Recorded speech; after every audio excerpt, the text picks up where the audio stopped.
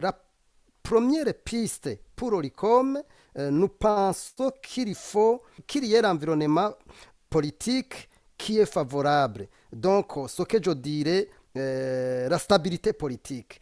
Quand il y a stabilité politique, en principe, les affaires marchent, avancent normalement. Malheureusement, vous le savez, même Engen, une société qui est une multinationale, a été obligée de céder les actions en faveur de l'intérêt pétrole suite aux différentes crises politiques qui ont été remarquées dans notre pays. La deuxième piste, c'est l'environnement des affaires.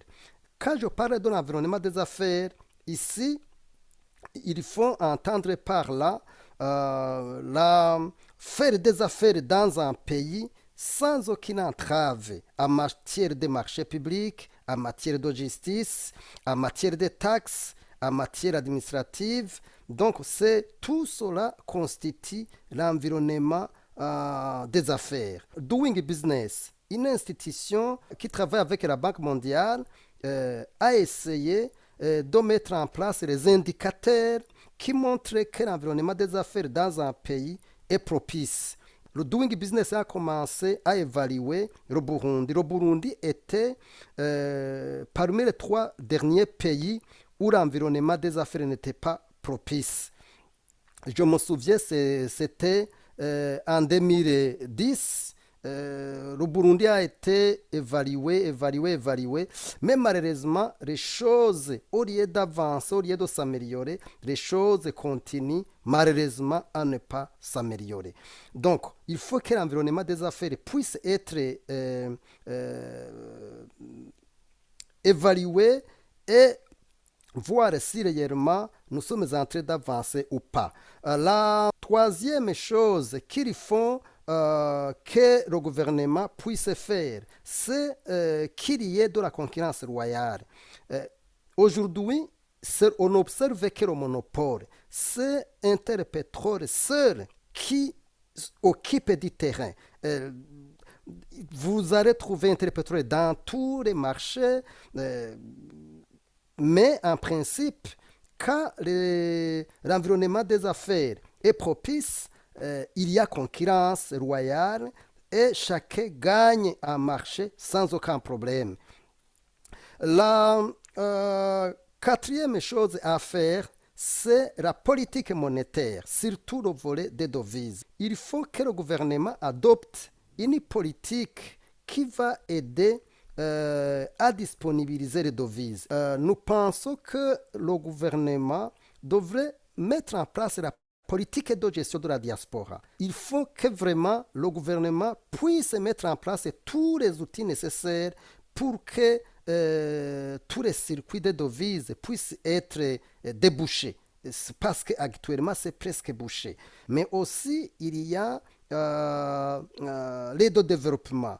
Un pays pauvre comme le Burundi, on devrait imaginer et réfléchir comment l'aide au développement doit être bénéfique et capitale et venir de façon vraiment visible au pays. La cinquième chose, vous savez que le Burundi avait constitué à l'époque de l'embargo un stock stratégique. Mais malheureusement, ce stock stratégique était constitué sur les fonds des citoyens parce que chaque citoyen qui paye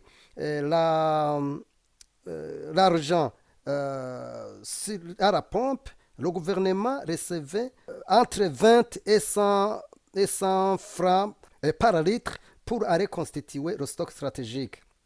Mais malheureusement, au lieu de constituer ce stock stratégique, le gouvernement a utilisé le montant. Aujourd'hui, le parc pétrolier de Gitega se trouve dans les mains de l'Interpetrol. Le gouvernement n'a plus de stock stratégique. Il faut que le gouvernement constitue le stock stratégique. La sixième chose pour Oricom, nous pensons que le gouvernement doit tout faire pour exploiter la voie maritime. Aujourd'hui, c'est la voie routière, le corridor nord, qui est privilégié au détriment du corridor sud, qui est la voie maritime.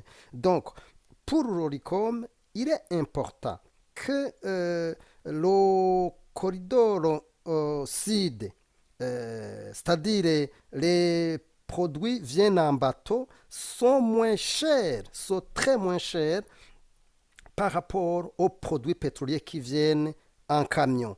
Mais toujours comme ces commerçants sont devenus plus forts que l'État, c'est eux qui dictent la loi. C'est eux qui font que ces voies maritimes ne soient pas utilisées. La septième chose qu'il faut faire, c'est la diminution des taxes. Sur un litre vendu à la pompe, le gouvernement reçoit au moins, nous avons calculé au moins 40%, 40% du coût qui vont dans les taxes, surtout seulement la taxe sur la consommation.